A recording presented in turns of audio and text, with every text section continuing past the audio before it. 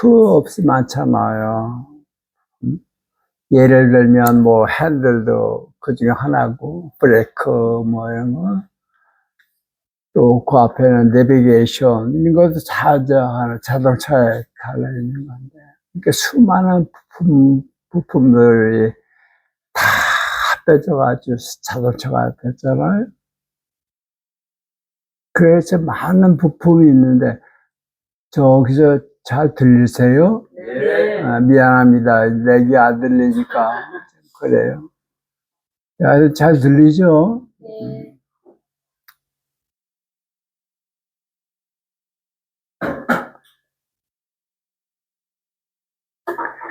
그래요. 뭐 참. 아니, 그렇게 많은 부품이 다 모여서 하나의 자동차가 돼서 굴러가잖아요. 네. 참, 인간이 자동차하고 똑같구나. 왜냐하면 내 안에도 수많은 부품들이 있어서 그들이 다 합해져가지고 나가 있잖아. 근데 그 자동차에 그렇게 많은 부품이 있는데 자동차하고 떨어진 거는 없어요. 그렇죠? 다 붙어 있죠? 자동차로부터 떨어져 있는 부품은 없어요.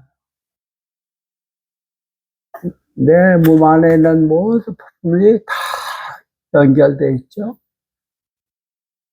코 하면 여기를 가리치요. 어디서 어디까지가 코예요? 그럼 그럴 수 있어요? 이렇게 해서 여긴 뺨이고 여긴 코다. 그럴 수 있어요? 그렇죠? 경계라고 하는 건 우리 머릿속에 있는 거지. 진짜로 없어요. 어깨하고 팔하고 어디서 분리할 거예요? 그렇죠?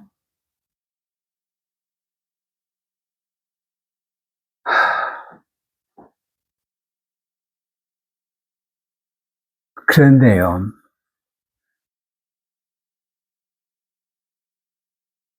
그 많은 부품들 가운데는 제가 볼 땐 두 종류가 있어요. 없으면 자동차가 못 굴러가는 거. 그거 없어도 차는 간다. 그런 게 있더라고요. 그 예를 들면 거울, 내비게이션, 그죠? 그런 거 없어도 굴러가요. 근데 엔진, 그거 없으면 자동차 못 가죠. 이거 없으면 자동차는 못 가. 근데 이런 건 없어도 가. 그런 게 나눌 수 있겠더라고요. 우리 사람도 그렇잖아요. 많은 부분이 있지만 손가락이나 이런 건 하는 게 좀 없어도 사람 살아가죠. 다리 없어도 살아가고 심장, 폐 그런 건 없으면 못 살아요.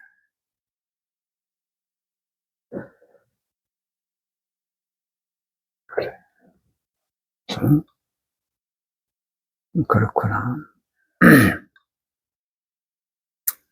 물론 손가락이 없으면 불편하긴 하지요. 그러나 사람이 살아가는데 그렇게 그건 뭐 없어도 불편하긴 하지만 살 수는 있어. 근데 폐랑 심장 이런 거가 없으면 못 살죠. 어. 그래서 내가 여기 이렇게 사서 있다는 건 나한테 필수적인 거라 없어. 이게 필수적인 거.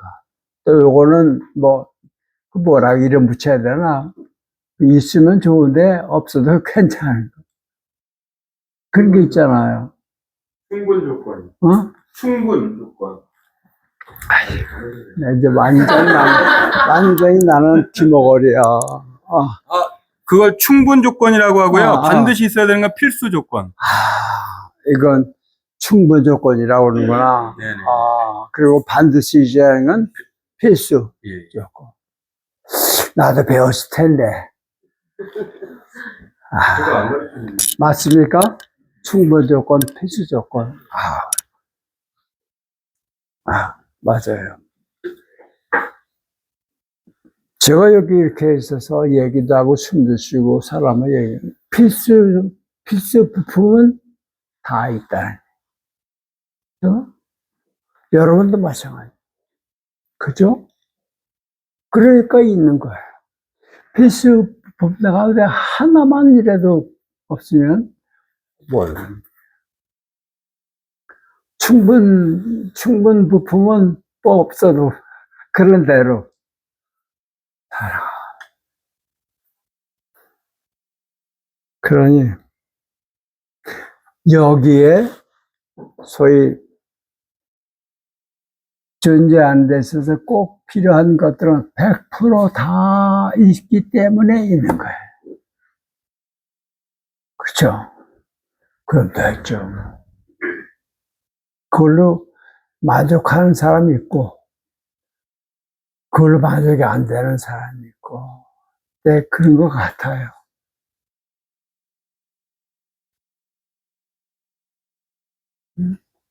그래서 그걸로 만족할 수 있는 사람, 그런 사람이 저는 되고 싶어요. 당신 그래요. 그런 걸로 만족하는 거예요. 그러니까 그 사람은 짜증이 안 나. 왜? 만족하니까. 부럽지 않아. 왜? 만족하니까. 그렇죠? 건강한 사람이 부럽지 않아. 이런 거예요. 돈 많은 사람이 부럽지 않아. 왜? 난 충분하니까. 그런 사람이면 어디다 갖다 놔도 충분하겠죠. 아까 자유로운 사람은 어디다 갖다 놔도 자유롭다. 왜? 자유는 조건이 결정하는 게 아니라 내가 결정.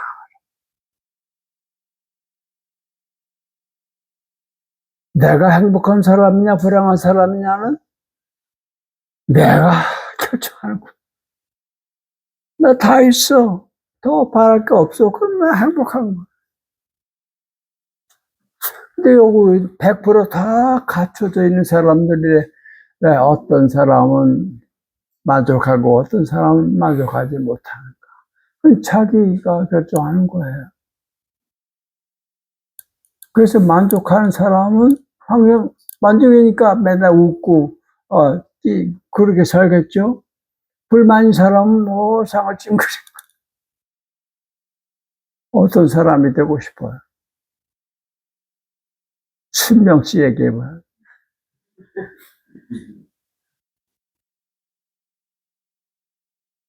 충분한 사람이 되고 싶답니다. 그러니까 맨날 얘기해요.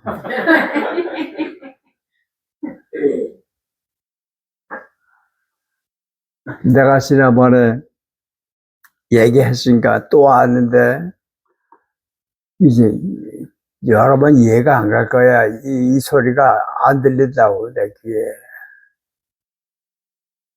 이게 자기 귀에 안 들리는 말을 한다는 게 어떤 건지 당신들은 몰라. 아무리 머리로 상상해도 이게 그렇다는 건 몰라.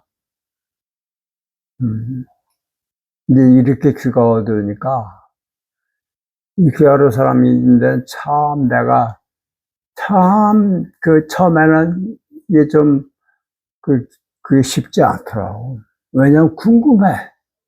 뭘 얘기를 저렇게 하나? 안 들리니. 그러니까 이거 좀 날 위해서 크게 떠들라고 그럴 수는 없잖아. 그러면 다 뭐 재밌는 얘기하고 어떨 땐 그러면 얘기하다 누가 팍 하고 막 웃어. 그러면 왜 웃나? 난 모르지 왜 웃는지. 그러니까 괜히 소외감도 느끼고, 뭐, 그러더라고요. 까맣게 나오고. 그러다가, 어느 날, 그거 쓸데없는 짓 하지 마. 쓸데없는 짓이야. 그런다고 들리냐? 내 귀에는 보청기를 쥐가 빼놓고. 잘 들리던 귀를 보청기 들으면 듣는데, 쥐가, 누가 가져간 쥐가 뽑아놓고. 그렇고는 답답해하고 궁금해하고 그럴 게 뭐 있냐. 그런다고 들리는 거 아니야. 그렇더라고. 그러니 내가 이걸 궁금해하고 알려고 하니까 이건 쓸데없는 짓이야. 집착하지 말라. 불교는 집착하지 말라고. 그죠? 뭐를 움켜쥐지 말라고. 움켜잡으면 네가 그것한테 잡힌다. 네가 돈을 움켜잡으면 그 순간 넌 돈한테 잡히는 거야. 네 자유는 없어져. 뭐 이런 거예요. 그러니까 움켜잡지 마라. 무슨 얘기를 하냐. 그 얘기는 뭐냐면 쓸데없는 짓 하지 말라는 거예요. 왜? 잡을 수 있는 게 없어. 뭘 붙잡아? 뭘 내 거로 만들 수 있어요? 하루아침에 없어지. 우선 내 목숨까지도 내가 오늘 저녁에 어떻게 될지 내가 어떻게 알아? 진짜 모르는. 이런 얘기 자주 해 피우고 있어요. 왜냐면 갑자기 지금 그 양반 맨날 그러더니 갔다 그래. 어제인가 그저께 책 읽다가 내가 열차 순천서 올라오다가 차에서 책을 혼자 킥거리고 막 웃었어. 참 사람들 글 재밌겠어. 거기에 무슨 내용이냐면 저승사자가 왔어. 때가 됐다. 가자. 그랬다고. 그러니까 이 사람이 오늘은 안 돼. 그러려면 말이야. 오늘 같은 날에 온다고 귀띔이라도 좀 해줘야지. 내가 준비할 거 아니야. 이 갑자기 와가지고 가자고 그러면 어떡해. 한 주일만 연기합시다. 그래요. 그 저승사자가 뭐라 하냐. 오 마이 갓. 그래서, 이 사람아, 내가 1년 52주일 동안 내가 계속 너한테 때가 왔다고 얘기하는데, 그때는 들은 척도 안 트니. 이제 와서 그러냐. 사실, 죽음의 사자는 우리한테, 너도 가. 때가 언제지. 그걸 네가 모를 뿐이지. 언제든지 순간적으로 가. 그때는 안 들리가 귀가. 그래서 이게 막상 들으니까 놀라가야 되는 거예요. 그래요. 그게 인간인데 이런 몸 가지고 살면서 뭘 붙잡겠다는 거야. 뭐를. 그러니까 붙잡을 수 있어서 붙잡지 말라는 게 아니라 붙잡을 수 있는 게 없으니까 쓸데없는 짓 하지 말라. 그래서 내가 열심히 대회 참여하려고 그런 건 내가 내 귀에 되니까 쓸데없는 짓이야. 뭐 하지 말자. 응.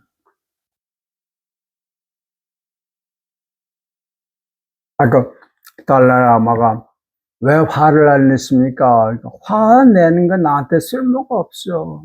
그 화 내서 내가 그 화로 얻을 수 있는 게 아무것도 없어. 다 잃어버리고. 내가 그 뭐하래?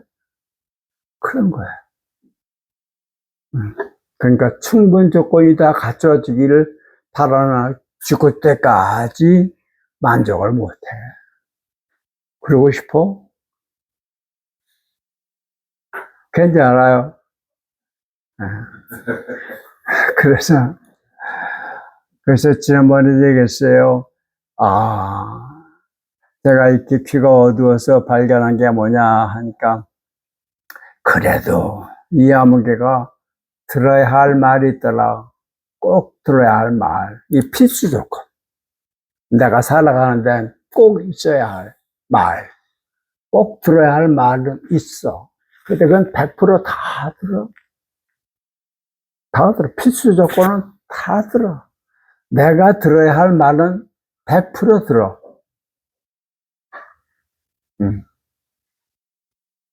그럼 되지. 내가 갖춰야 할 것은 다 있어. 나머지는 저 사람한테는 있는데 나는 없어. 그런 건 있어. 그럼 저 사람한테는 뭐 그게 있어도 되는데 나한테 그거 없어도 되니까 없는 거야. 또는 없어야 하는 거기 때문에 없는 거야. 사실 사람을 비참하게 만드는 것은 내가 가진 게 아니라 내가 갖고 싶은 것이 사람을 비참하게 만드는 거야. 그렇죠? 그걸 뭐하러 갖고 있어요? 없어도 되는데 왜 이런 쓸데없는 얘기를 하는지 모르겠다. 생각이라고 하는 것도 보면요, 제가 볼 때 5만 가지 생각이 있잖아요. 근데 이 중에서 제가 그래요. 이걸 잘 분간하는 지혜만 있으면 참 좋겠다. 뭐냐면 제가 볼 때는 그 생각이 참 가지각색이지만 크게 나눈다면 나한테 좋은 생각, 안 좋은 생각, 이 두 가지가 있는 것 같아요. 나한테 좋은 생각이면 남한테도 좋고, 나한테 안 좋은 생각은 다른 사람한테도 안 좋지요. 그래서 좋은 생각은 그 잘 모셔서 그 생각대로 좀 해보고, 안 좋은 생각이다 싶으면 그거는 좀 이렇게 잘 보내고 붙잡지 말고, 그렇게만 해도 우리 인생이 확실히 달라지지 않을까 생각합니다. 좋은 생각과 안 좋은 생각 구분하는 건 그건 그렇게 어렵지 않죠? 아시죠? 그래요. 쉬워요. 좋은 생각은 그거 좋죠. 뭐 생각만 해도 아주 신나고 기쁘고 아주 그래요. 근데 안 좋은 생각은 불안하거나 또는 화가 나거나 뭐가 밉거나 뭐 이런 부정적인 그런 거예요. 그건 안 좋은 생각이에요.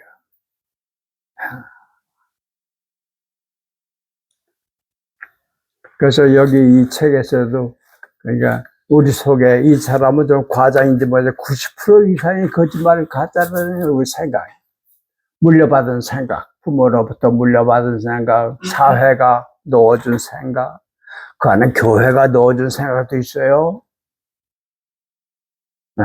그런 생각들이, 이게 거짓된 생각이라는 걸 알고 그거를 이렇게 잘 말하자면 뭐래서 비워내는 그런 청소, 이런 것들이 우리가 살아가는데 참 필요하고, 늘 우리는 뭘 생각하느냐가 나의 모든 걸 결정하고 한다는 것에서, 제가 중학생 아이들에게 아주 입버릇처럼 말이, 임마 자식아 아무렇게나 생각하지 말고 좀 생각 좀 하면서 생각해라, 네, 그런 얘기를.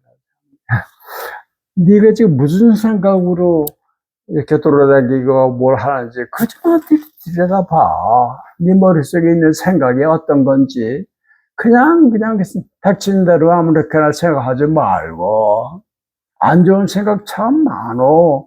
그거 뭐하러 그걸 집어먹냐. 안 좋은 생각을 하는 어른들이 얼마나 많은데 그 어른들을 보고 그거 그대로 따라하지 마. 그 바보야. 그러니까 좋은 생각을 골라서 해.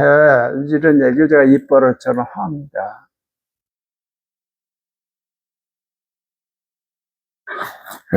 자, 아까 했던 것처럼 이렇게 질문으로 넘어갑시다. 그래서 어떤 생각이 들었는데 이게 좋은 생각인지 안 좋은 생각인지 그렇게 쉽게 구분되면 그러면 아까 말한 것처럼 좋은 생각은 그 생각대로 한번 해보고 안 좋은 생각은 그건 거절하고 뭐 이런 거 연습을 좀 해보면 좋겠어요. 어떤 생각은 아무리 이렇게 다도 잘 모르겠는 게 있을 거야. 막 그럴 때도 있죠. 그럴 때는 좀 나보다 좀 한 수 높은 선배라든가 좀 아는 그런 분들한테 전화를 해가지고 나한테 이런 생각이 있는데 이게 좋은 생각인지 나쁜지 잘 모르겠어요. 이게 좋은 생각인가? 그러니까 조문을 구할 수도 있죠. 그렇죠? 그게 얼마나 좋아요. 살다가 보면 내가 답답하거나 어떤 문제가 생기거나 했을 때 그걸 가지고 가서 의논하고 얘기하고 그래서 그 지혜를 얻을 수 있는 그런 사람 옆에 한 사람 둔다는 참 복된 사람.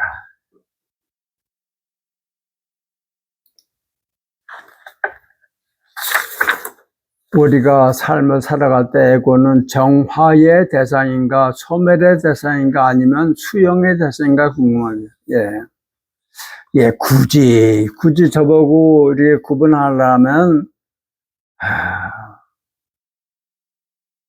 다 아닌 것 같아요.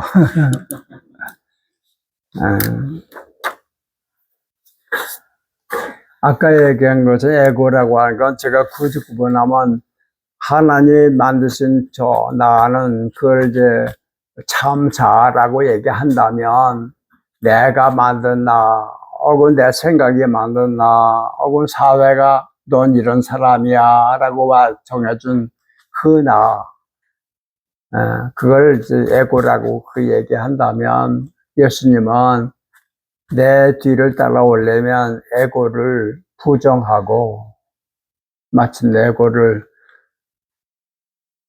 자가에 매달아 죽이고 그리고 날 따라와라 이렇게 말씀하셨거든요.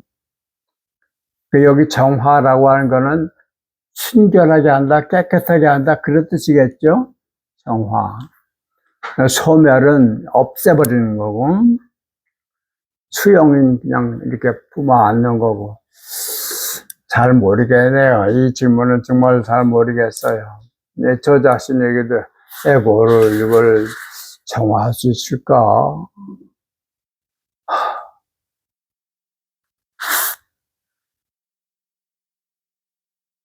정화된 에고, 그건 펄펄 끓는 아이스크림 같은데.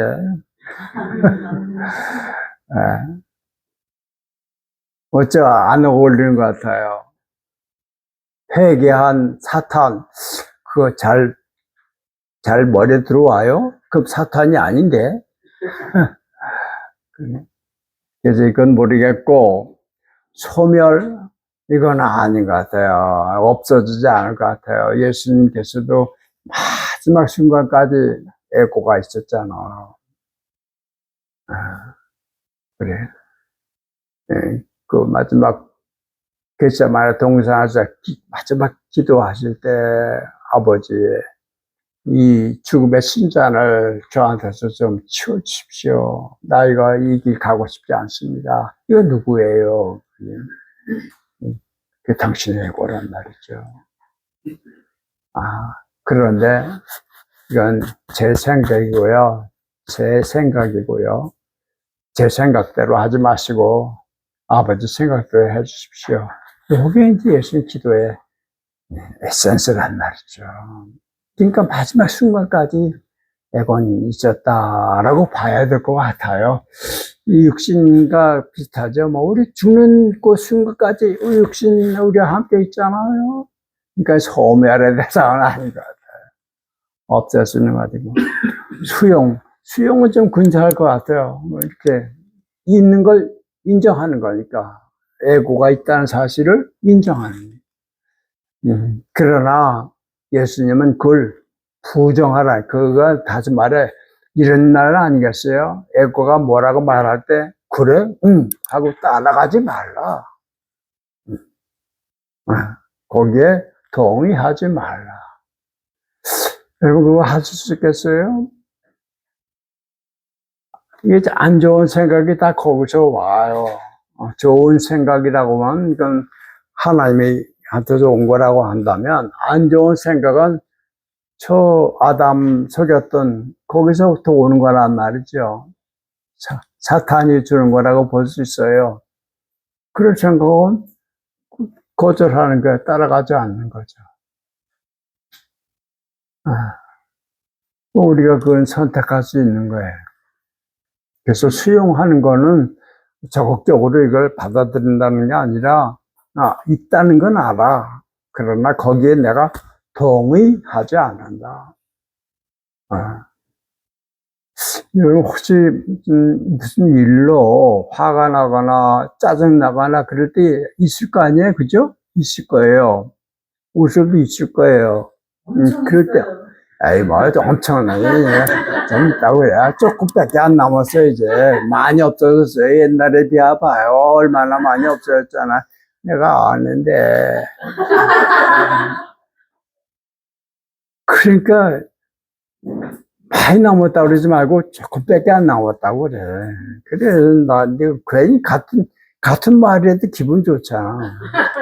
하여튼 있어요, 그죠? 짜증나고 화가 나고 누가 믿고 그럴 때가 있어요. 초일이 있지. 그러니까 지금 공부해야 돼. 있어요. 그럴 때 그냥 짜증만 내지 말고 그래 봤자 나한테 보탬될 거 하나도 없어.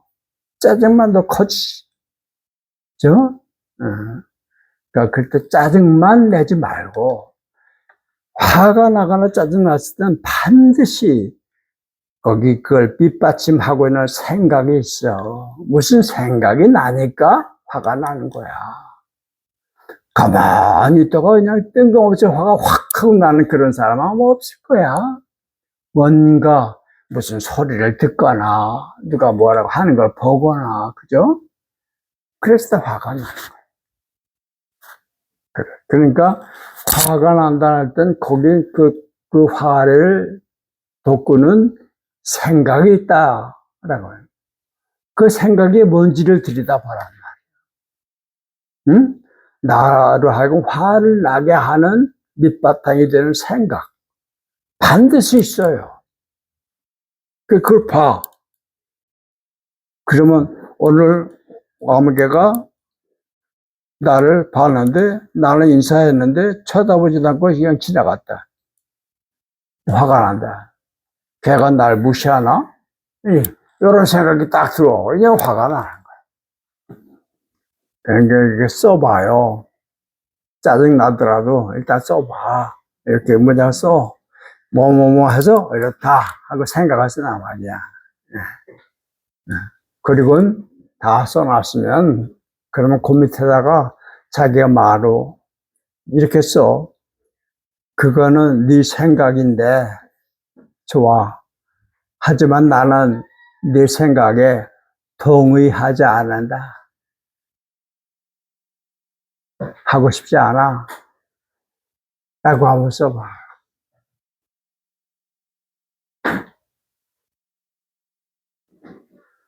한번 진짜 해봐요. 그건 네 생각이야. 그러나 에고한테 말하는 거예요. 그건 네 생각이야. 그러나 나는 참자로 살고 싶어.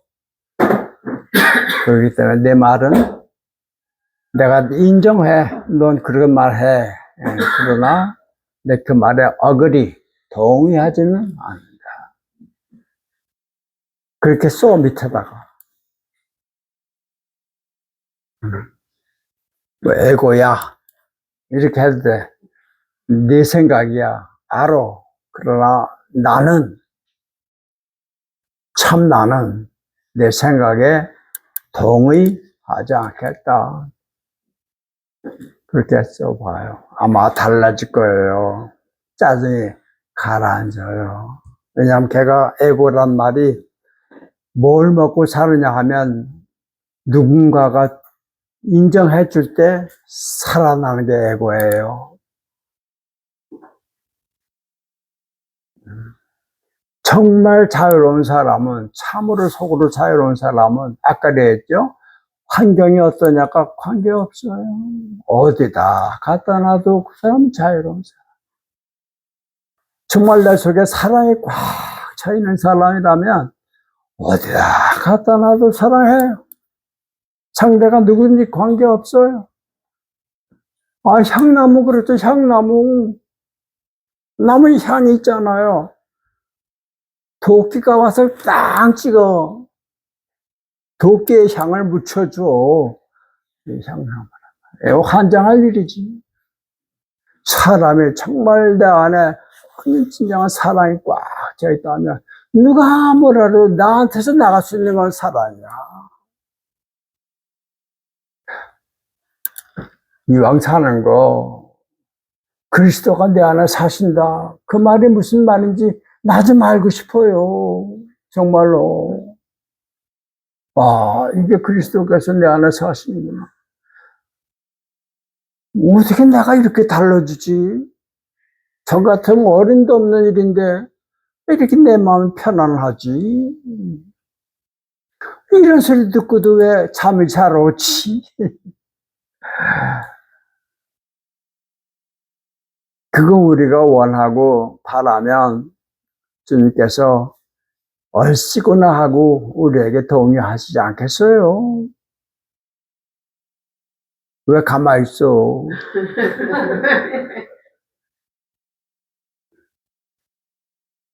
그래서 예수님을 믿고 그리스도의 이름을 부르며 산다는데 진짜로 어떤 건지를 경험하시길 바랍니다.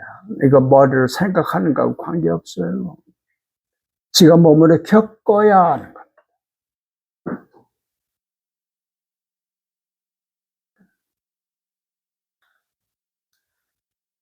그래서 예수님의 에고라고 하는 건 그거는 부정해라. 인정하지 마라. 동의하지 마라. 걔가 하자고 하는 대로 따라 하지 마라. 그 우리에게 그걸 먼저 말씀해요. 그게 첫 번째 조건이야. 그래야 나와 함께 갈 수 있다. 왜? 당신이 그런 분이니까. 우리가 그렇게 해보자는 겁니다. 내가 만든 나를 부정하는 것이 하나님이 만드신 나로 살아가는 길이란 말이에요.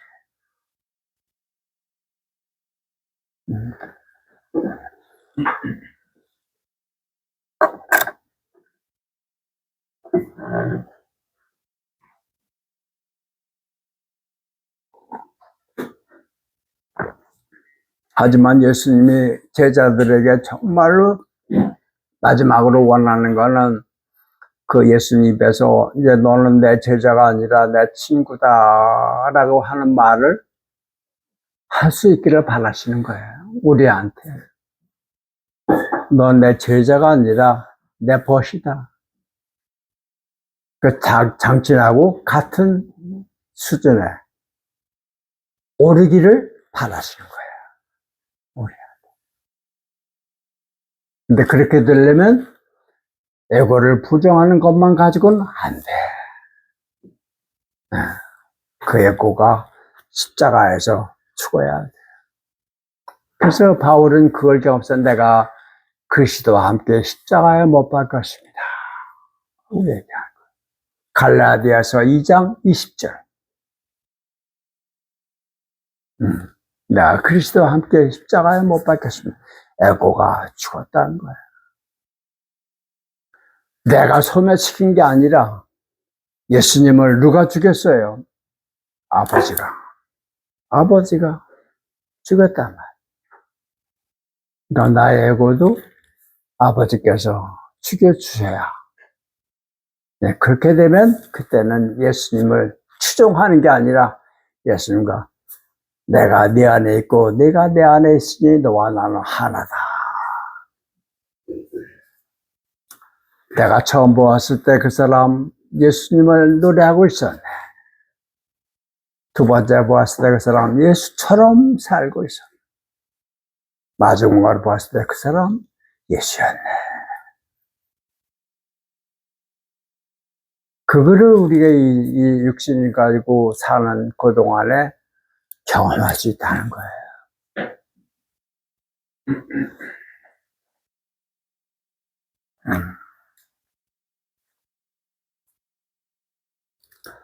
아홉 번째, 어린아이가 말과 학습을 받지 않은 상태에서 무인도에서 혼자 살아간다면 거짓의 삶을 살아가는지 아니면 본래의 존재로 살아가는지 궁금합니다. 글쎄 나도 궁금하네요. 근데 모르겠어요. 왜냐면 어린 아이가 태어났다고 하지만 그 아이가 정말 100% 순수한가? 아닌 것 같아요. 엄마 아빠의 경험, 조상들의 모든 그런 것들이 다 DNA에 들어있어요. 난 그렇게 봐요. 그러니까 그 아무도 모르는 애들이 그것도 또 하는 짓을 가만히 보면 고약하기 시작했단 말이야. 저걸 어디서 배웠어, 저걸? 누가 가르쳤어? 누가 자기를 인정하면, 알아주면, 좋다 그러고, 자기를 쳐다보지 않으면 막 화를 내고, 그거 누가 가르쳤어? 그러니까 아주 순수한 본래 자연, 그건 없지 않나 싶어요. 그런데 그래도 학교에서 배우거나 잘못 배운 게 없으면 그만큼은 좀 순수한 쪽으로 좀 있겠죠. 글쎄, 이건 난 모르겠어. 궁금한 건 이분만 궁금한 건 나도 궁금한데. 네, 생각나는 거 하나 있네요. 그 실화로 알고 있는데요. 글쎄, 제가 어느 책에서 봤어요. 아메리카 인디안들이 옛날에 인디안 자기끼리 살았잖아요. 근데 이제 백인들이 가서 점령했단 말이에요. 그러면서 이제 차츰차츰 인디언들의 살던 땅을 백인들이 차지하게 되는 거예요. 그죠? 근데 이쪽엔 힘이 있고, 이쪽엔 여기는 총이 있고, 저쪽엔 활밖에 없고, 그러니까 누가 이겨요? 이게 뻔하죠. 그래서 이제 인디언들이 아주 비옥한 땅을 차지하고 살던 그 땅을 백인들이 차지하고, 인디언들은 좀 후미진 곳으로 이렇게 몰아내는 그런 역사가 미국에 있었잖아요. 이거 우리가 다 알고 있는 얘기예요. 그렇게 해서 그 무렵에 어느 한 인디언 그 마을을 백인들이 가서 소위 초토화시켰단 말이에요. 다 죽이고, 그리고 그 땅을 차지하고.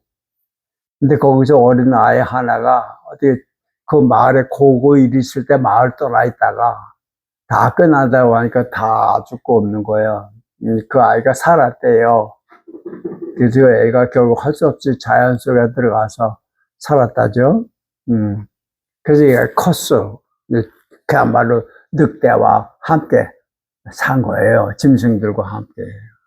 한 마리 짐승이 돼서. 그러니까 그냥 개도 사는 것처럼 이렇게 살았겠죠. 벌거숭이 몸으로. 그러다가 시카고인가 어디 그 마을에 나타났대요. 야, 인디안 아이가. 그러니까 이제 성인이 돼가지고 나타나니까. 그러니까 사람들이 깜짝 놀라서, 그, 보니까 이제 그렇게 됐다는 걸 알았대요. 그래서 이제 많은 사회학자, 인류학자, 뭐 생물학자, 이런 사람들이 그 아이를 연구 대상으로 놓고 쭉 보고 있는데, 많은 사람들이 얘가 문명 세상에서 떠나주셨으니 갑자기 문명 세계로 오면 이거 적응을 잘 못할 것이다. 옷도 입어야 되고, 포크질도 해야 되고, 거의 다 손으로 이렇게 먹던 인간이에요. 그러니까 그런데 그렇게 우려했지만 아주 쉽게 적응하더라는 거예요. 옷도 입고, 그 다음에 하여튼 문명 생활하는 거 어렵지 않게 쉽게 적응한, 딱 하나는 끝까지 거절하더래요. 못하겠다고. 그거는 거절하는 게 뭐냐면 신발 신는 거. 그거는 못하겠다고 그러더래요. 그리고 나머지는 다 문명사회에서 시키는 대로 쉽게, 이게 놀라운 거. 저게 어떻게 쉽게 적응이 되나. 문명사회에 있자들었으니 야만세에 가서 그거 쉽게 적응이 안 될 거 아니에요? 근데 그 녀석은 잘 되더라. 그런 게 생명력이라고 해요, 생명력. 어쨌든, 그런데, 그죠? 하루는 기차를 타고 여행을 하게 됐대요. 그 기차를 타러, 그 서부 기차는 저 들판에서 기차가 오는 게 보이잖아요. 연기 막 뿜어내면서 기차가 쫙 온단 말이에요. 여기 역에서, 역사에서 기다리는데 기차가 나타나니까 이 녀석이 당최 무서운 게 없고 겁나는 게 없던 녀석인데 슬그머니 하더니 저쪽 기둥대 가서 이렇게 숨더라는 거예요. 숨어나 마나 기차가 오니까 와서 기차를 탔대요. 그리고 누가 물었대요. 너 기차가 오는데 왜 숨었냐? 그러니까 그 기차 보니까 자기가 아주 어렸을 때 생각이 난 거예요. 꼬맹이 때, 그때도 백인들이 기차를 타고 다녔단 말이야. 그러니까 이거 인디안이 뭔지 모르잖아. 아빠, 저거 뭐야? 그러니까 아빠가 유식한 척하고 말한 게 사람 잡아먹는 기계야. 기계 오면 사람이 쫙 다 들어가잖아요. 그리고 가버리잖아. 그러니까 사람 잡아먹는 기계야. 그렇게 얘기한 게 생각이 났대요. 그래서 잡아먹힐까봐 겁이 나서 사서 숨었단 말이죠. 근데 왜 기차 타냐? 그러니까 그 말이 참 더 기가 막히게 기억나는 거예요. 그 무서운 기차를 왜 탔어? 그러니까 기차한테 기차지 맞아. 저 괴물한테, 그 괴물을 왜 그 안에 들어가서, 그러니까 괴물한테 잡아먹히면 어떻게 되라 궁금해.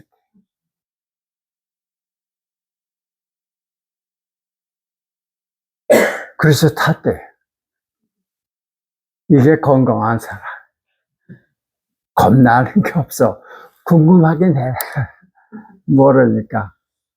죽음 왔어. 겁이 안 나. 궁금해. 나 죽으면 어떻게 되나 알고 싶어. 사업이 망했어. 괜찮아. 망하면 어떻게 되나 궁금한 거. 내가 살아있는 순간 어떤 경우에도 궁금할 뿐 겁나는 게 아니란 말이야. 이게 아이야, 꼬맹이. 어린 애는 겁나는 게 없잖아요. 지네가 지나가도 요 꼬맹이는 그 지네 이렇게 손으로 잡아서 입에다 넣잖아요. 궁금한 거야. 그래서 세상을 호기심의 눈으로 보는 것, 그게 어린 나이고, 세상을 모르는 것에 대해서 두려움의 눈으로 보는 것이 이게 기성 어른들의 시선이다. 그렇게 말하는 분도 있어요. 그래서 이 세상을 보면 내가 모르는 것들이 많은데 그것을 두려움의 눈으로 보는 게 아니라 어린 나이처럼 궁금해서 호기심으로 들여다보는 이게 어린 나이의 마음인데 예수님 말씀하면 너희가 어린 나이 같이 되어야 하나님 나라를 들어간다. 이렇게 말씀하셨답니다. 차 안에 있는 차 안에 있는 부품은 다 차하고 붙어 있잖아요. 예. 하나님 안에 있으니 전부 하나님하고 연결되어 있단 말이죠. 아까 나무, 죽은 나무, 산 나무 얘기했잖아요. 소나무가 옆에 있는 소나무는 저렇게 살았는데 소나무 하나가 말라서 갈색으로 이렇게 죽어 있다란 말이죠. 겉으로 보면 다 땅에 붙어 있어요. 그러나 속을 보면 얘는 땅하고 나무하고 단절됐단 말이야. 물을 못 받아들여요. 어떻게 단절되는지 알 수 없지만 거죽을 보면 붙어 있지만 속을 보면 땅하고 연결이 끝났어. 그럼 죽은 거야. 그러니까 우리가 이렇게 살아있다는 건 하나님하고 내가 연결되어 있으니까 살아있는 거야. 숨이 끊어져. 목숨이 숨 딱 끊어져. 그럼 이게 단절된 거예요. 우주와 내가 이 몸이 단절된 거. 우리 죽었다고 그래. 그렇죠? 어제 어떤 할머니를 만났는데, 이렇게 4살짜리 계집애 소녀하고 같이 있대요. 그런데 한번 장난하느라고 이렇게 누워있으니까 손녀가 와가지고, 그 아이가 와서 여기다 손을 대보더래요. 할머니가 숨 쉬나 이렇게 대보더래요. 그걸 알고 숨을 참았대요. 그래서 그냥 어봐 할머니가 숨 안 쉬어 뭐 큰일 난 것처럼 막 그러더라는 거죠. 그리고 또 와서 이렇게 대들어서 확 하고 숨을 내쉬었다 했더니 아이 할머니 숨 쉰다. 일어나서 하는 말이 할머니 죽지 마. 계속 숨 쉬어. 숨 끊어지면 안 돼. 그 얘기 하더라고요. 숨이 끊어지면 죽는 거야. 연결되지 않아.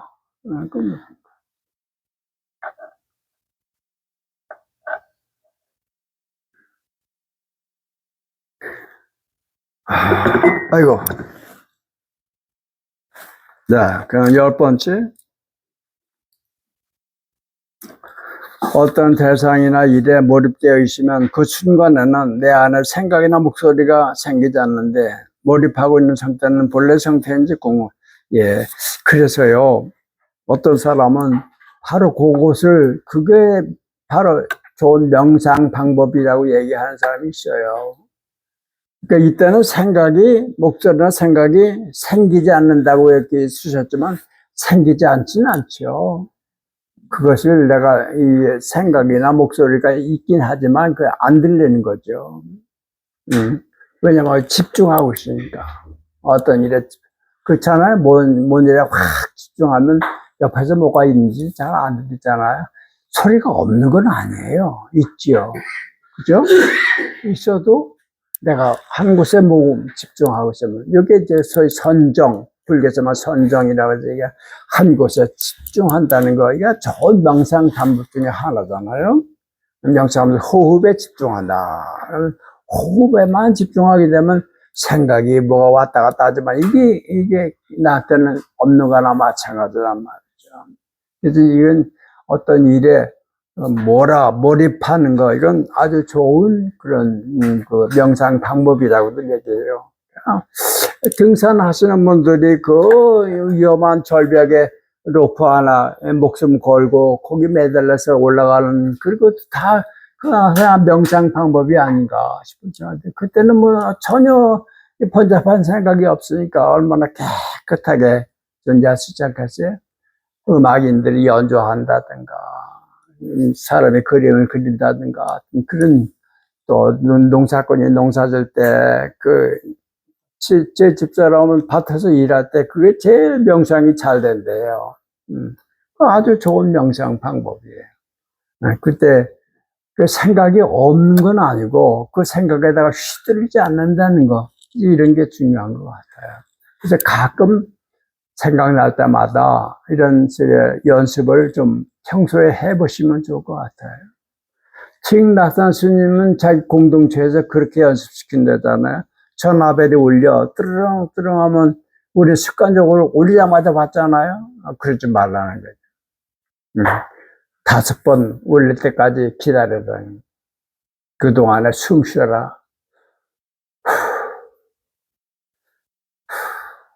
그런 다음에 전화 받아라. 이건 하나 방법이죠. 그러니까 뭘 해도 아까 저게 말했죠. 무슨 생각을 하거나 말을 하거나 행동을 하기 전에 가능하면 잠깐 스톱하고 하나님 눈치를 보는 그런 걸 평소에 연습하면 좋을 것 같은 생각이 듭니다.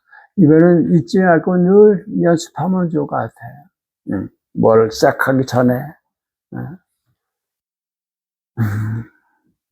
제 후배 중에 하나가 그 미국에 가서 목회를 했어요. 그래서 미국 목사가 됐는데, 그래서 거기서 이제 미국 교회 감리교니까 감독이 됐어요. 그러니까 영어로는 비숍이라고 그러는데, 비숍이라고 하면 그건 천주교에서는 주교라고 그러고, 또 장로교에서는 총회장이라고 그러고, 감독에서는 감독이라고 그러고, 이제 비숍이 됐어요. 그래서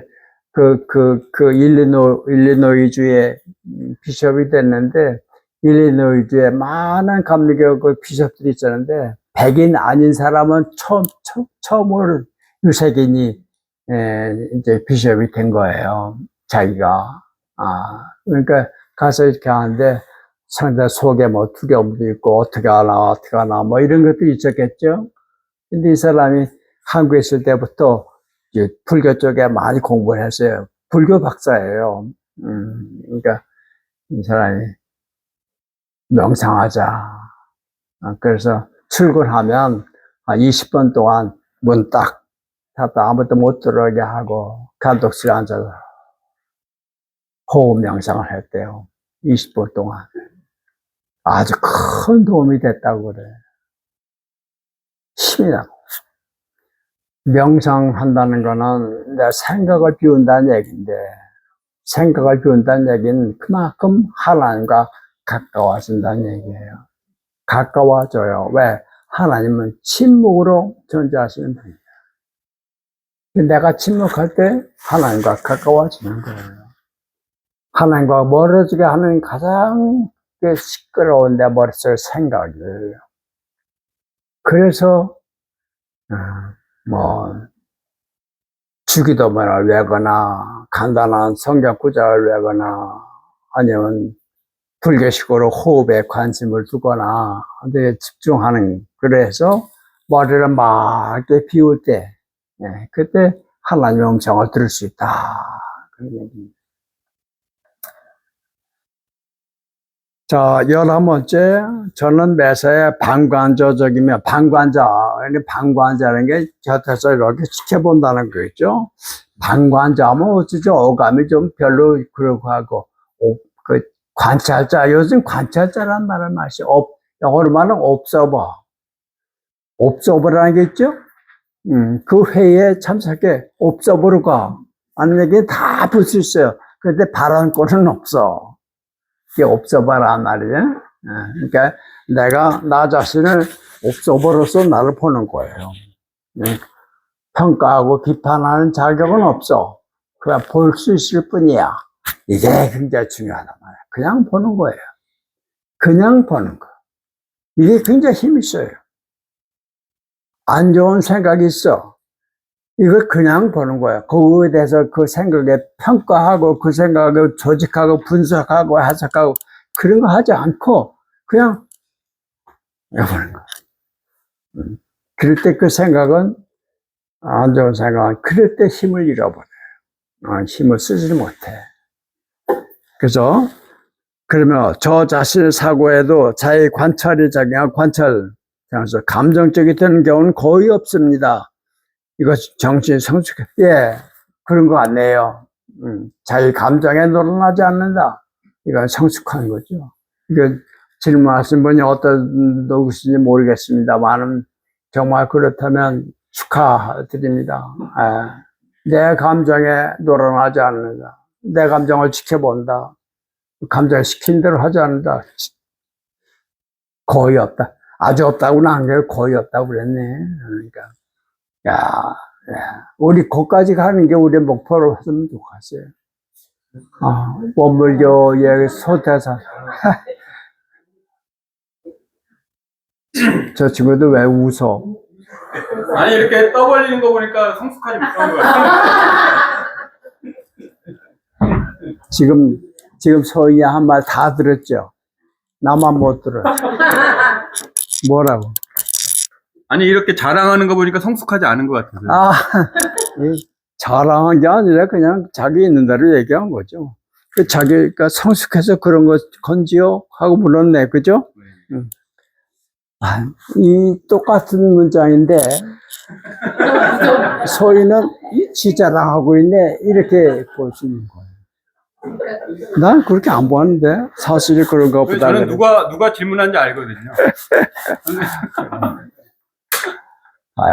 똑같은 건데, 보는 사람마다 해석이 달라. 참. 그래. 그렇죠? 똑같은 건데, 이 사람이 보는 거하고 저 사람 보는 게 달라.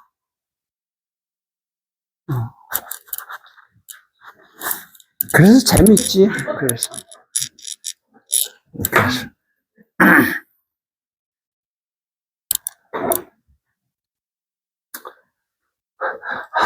똑같은 유나무개인데, 이쪽에서 보면은 내랑 수개고, 저쪽에서 보면 그게 대한민국이야. 그거를 지키는 게 대한민국을 살리는 거야. 아, 참. 그래. 머릿속에 독백이 멈추지 않는데 어떻게 하면 좋은지, 예, 이거요. 예, 맞습니다. 제가 번역한 책 중에 그 사람 얘기하는 거예요. 지켜보라는 거예요. 관찰하라는 겁니다. 자기 머릿속의 생각을 관찰해라. 봐라. 제가 이 안경을 보려면, 내 눈으로 보려면, 이 안경과 나하고 거리가 있어야 봐. 사이가 떨어져야 보여요. 이것이 내 눈하고 밀착되면 안 보여요. 이러면 안경 안 보여요.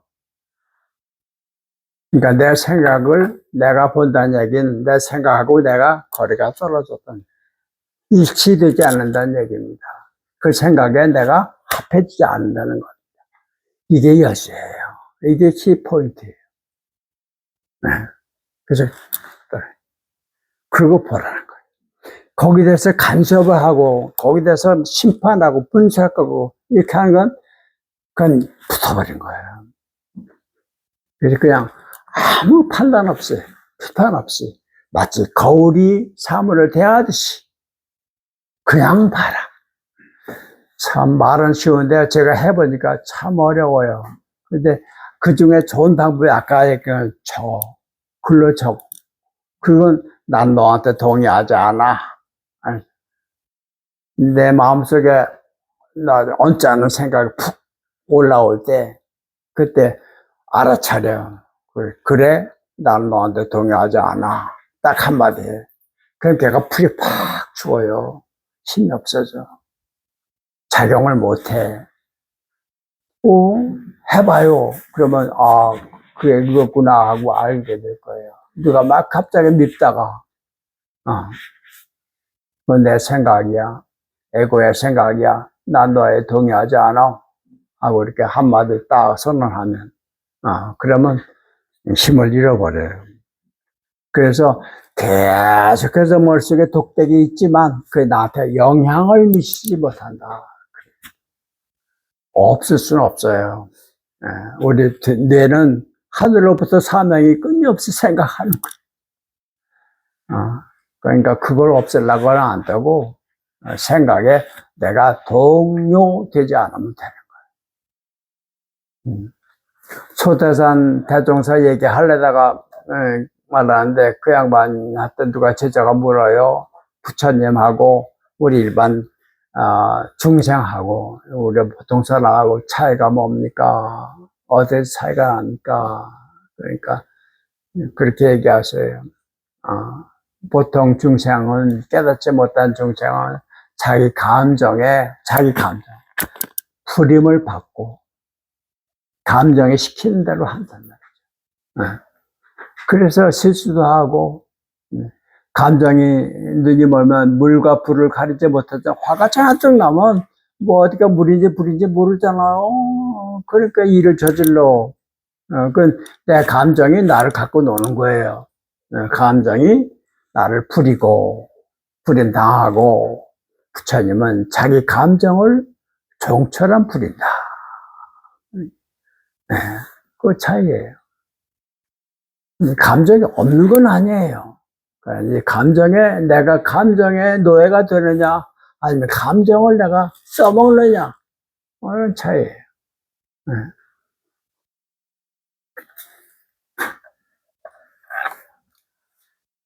그러니까 여기 생각 자체가 고약한 건 아니야. 안 좋은 생각이 있어. 그 생각에 내가 불임당하지 않는 법을 찾아보라. 그런 얘기입니다. 거기에 놀아나지 말고. 어떤 사람이 선생한테 선생님 돈을 어떻게 쓰면 잘 쓰는 겁니까? 그렇게 물었대요. 돈을 어떻게 쓰면 잘 쓰는 겁니까? 그러니까 선생님이 대답한 말이 돈이라고 하는 거는 두 가지가 있는데 에? 하나는 사람이 쓰는 돈이 있고 하나는 사람을 쓰는 돈이 있다. 내가 말하는 돈은 어떤 돈이냐?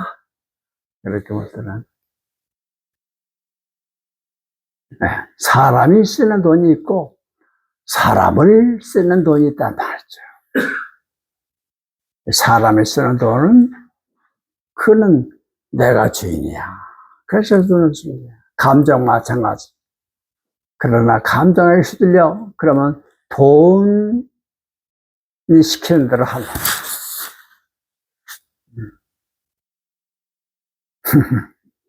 마지막으로 존엄사 혹은 안락사에 대한 선생님 의견은 어떤지. 예, 저는 이거 참 글쎄요. 뭐 스위스인가 그 나라는 이걸 인정한다면서요. 그래서 우리나라 사람들도 거기까지 이거 예약한다는 얘기 많이 들었습니다. 그런 나라다 있으니까 제 개인적인 의견을 묻는다면 그거는 경우에 따라서 이거 뭐 복잡하겠지만 정말 본인이 원하고 한다면 그런 사람이 그 편히 갈 수 있도록 도와주는 것도 좋은 일이라고 생각이 됩니다. 언젠가는 이 문제가 스위스처럼 온 지구에 있는 모든 나라에서 다들 그런 걸 인정할 때가 오지 않을까 싶은 생각이 드는데요. 제 생각은 그렇습니다. 근데 스위스까지 갈 거 뭐 있어요? 여기서도 하면 되죠. 몰라요. 사실 어떻게 될지 모르지만 저한테도 그런 때가 오지 않겠어요? 그럼 나는 지금 기도하는 건 있어요. 지난번에 내가 일기에 썼다가 하루 만에 그 일기를 지우고 취소한 적이 있습니다만 제가 한 번은 일기에 이렇게 썼어요. 그때 내가 좀 뭐 배탈이 나가지고 그래서 그때는 이제 우리 노은 집에 화장실이 따로 없었어요. 그러니까 이제 들판에다가 이제 용변을 본단 말이죠. 그런데 이 인부들이 와서 자기네가 용변 쓰려고 그 마당 가운데다가 간이 변소를 하나 만들었어요. 이제 거기까지 이제 가서 용변을 보는데 이쪽 컨테이너에서 용변이 마려고 그래서 거기까지 가려면 한 100m쯤 걸어가야 한단 말이에요. 걸어가는데 중간에 이놈이 나와버렸어.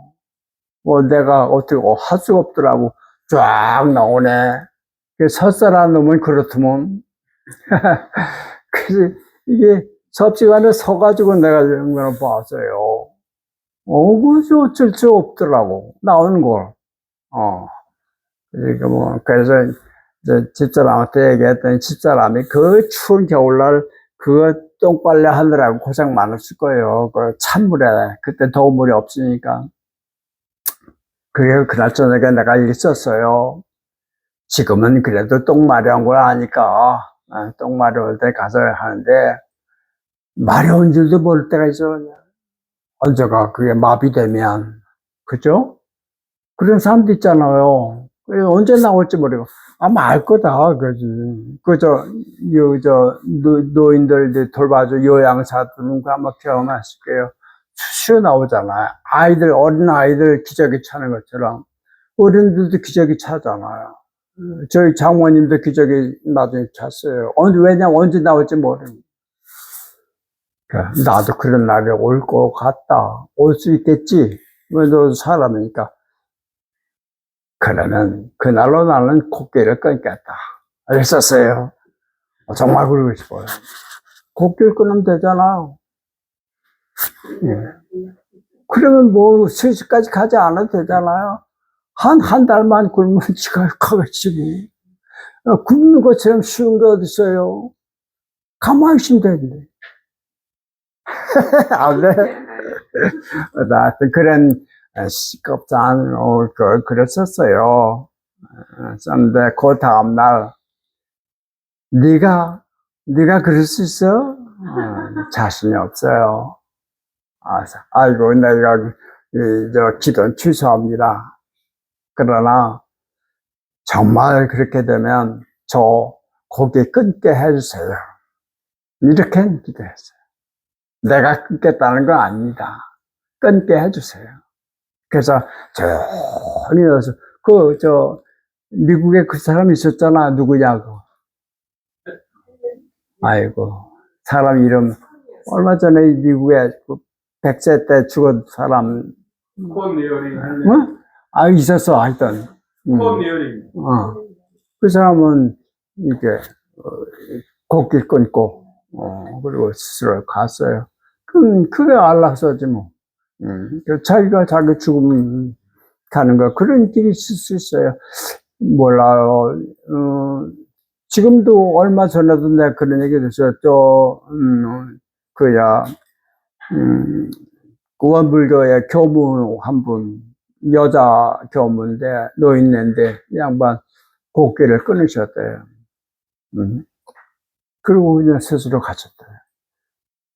자기가 가졌던 아주 옷 한 벌까지 다 이렇게 나눠주고, 다 주고, 정말 마음 알몸 하나 남고 있다. 고요하게, 꺾고 또 돌아가셨다는 얘기 들었습니다. 그때도 말이 많았어요. 그 자살이다, 뭐 이렇게 하는 사람도 있고, 뭐 그랬다고 그래요. 그럴 수 있어요.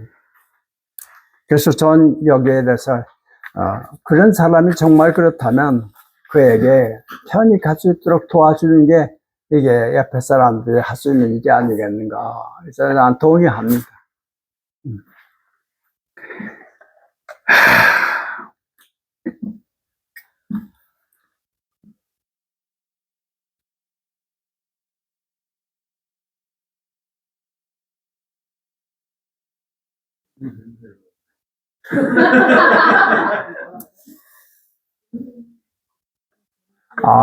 아브라함한테 하나님이 100세에 난 아들 이삭을 잡아서 나한테 제물로 바쳐라. 그렇게 말씀하셨잖아요. 이게 아브라함으로서는 차라리 너를 제물로 바치라고 하는 게 아마 이삭을 바치라고 하는 것보다 더 쉬웠을지도 몰라. 이 100살 때 난 아들, 이거를 잡아 바치라는 거예요. 그러니까 제물로 바치라는 게. 그래서 그 명령 복종하고, 그래서 이제 제물로 제단 놓고 풀을 찌르려고 할 때 천사가 나타나서 손가락 대지 마라. 뭐 그랬던 얘기 있잖아요. 그 구절이 어떤 사람이 그랬었는데 이렇게 썼어요. 야, 참 그런 눈으로 성경을 본다는 게 참 부럽기도 해. 어떻게 하면 그렇게 볼 수 있을까? 나는 그걸 읽으면서 그 생각 한 번도 못 했는데 그 사람은 그걸 읽으면서 이렇게 말해요. 그때 하나님이 아브라함에게 원하신 것은 이삭의 죽음이 아니라 이삭을 잡아 바쳐야 하겠잖아요. 하나님이 바라신 것은 원하신 이삭의 죽음이 아니라 아브라함의 생명이었다. 그걸 원하셨다. 그래요. 이삭의 시체를 하나님 갖다 어디다 써요? 그걸 원하시겠어요? 아니야. 자기 아들을 자기를 죽이면서 아버지의 명령을 살리겠다고 하면 이게 진짜 생명이라고. 그걸 원하신 거예요. 그거.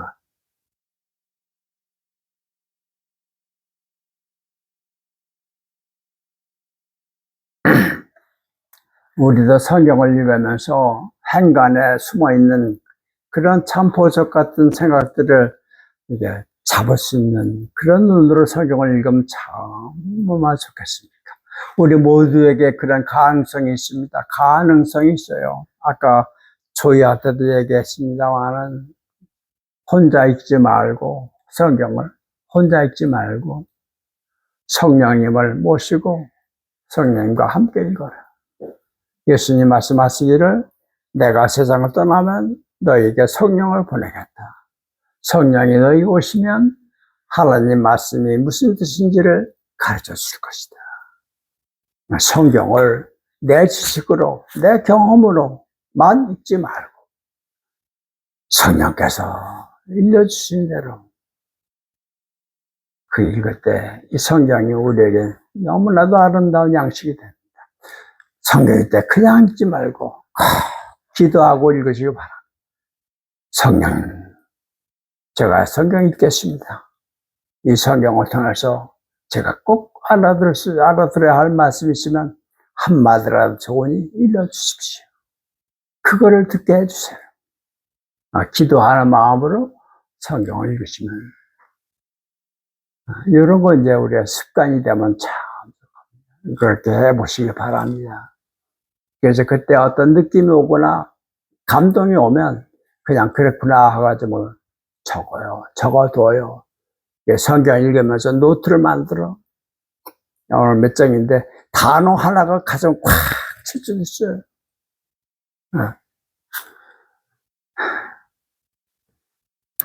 제가 옛날에 성공회 대학교에서 아이들 시간 강사로 한 학기를 강의를 한 적이 있었는데 성경을 몸으로 읽어라 하는 그런 얘기를 하다가 아이들에게 저랬어요.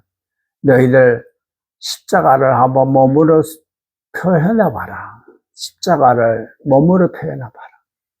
그래서 예수님 십자가 돌아가신 그 성경 구절 다 읽고 여기서 너희들이 보이는 십자가를 너희 몸으로 한번 표현을 해봐라. 말로 하지 마. 그래 마임으로 한번 해봐라. 교인도 있고 교인 아닌 애도 있고 그렇죠. 어떤 녀석은 이런 녀석도 있고 몸으로 하는 거니까 거기 계집아이 하나가 잊혀지가 않아. 그 녀석 땅에 그냥 막 뒹구는 거야. 마침 발에 밟힌 벌레처럼 땅바닥에서 뒹구는. 그게 지가 생각하는 십자가야.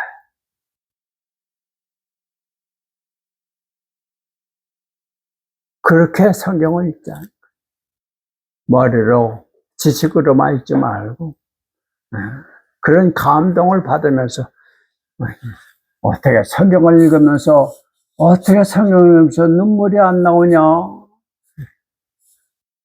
어떻게 읽었길래 그러냐? 성경을 읽다가 성경을 읽는데 눈물이 떨어져. 누구나 그렇게 읽을 수 있어요. 의무감으로 읽지 마시고 아주 맛있고 귀한 양분을 받아 먹는다 생각하시고 꼭 하루에 한번 성경과 만나시기를 바랍니다. 돈 안 들어요. 시간도 그렇게 많이 안 들어요. 이게 참 중요해요. 그러니 아침에 일어났을 때 고요한 시간에 꼭 성경을 먼저 읽고 성경을 기도하고 읽으란 말이에요. 그냥 읽지 말고 일러주세요. 이 말씀을 통해서 저에게 들려주세요. 그렇게 하면서 거기서 얻은 감동과 생각이 좀 내도록하고 이런 시간을 여러분 10분도 좋고 30분도 좋으니까 꼭 한번 가져보시기를 바랍니다. 오늘 얘기 여기까지. 네, 고맙습니다.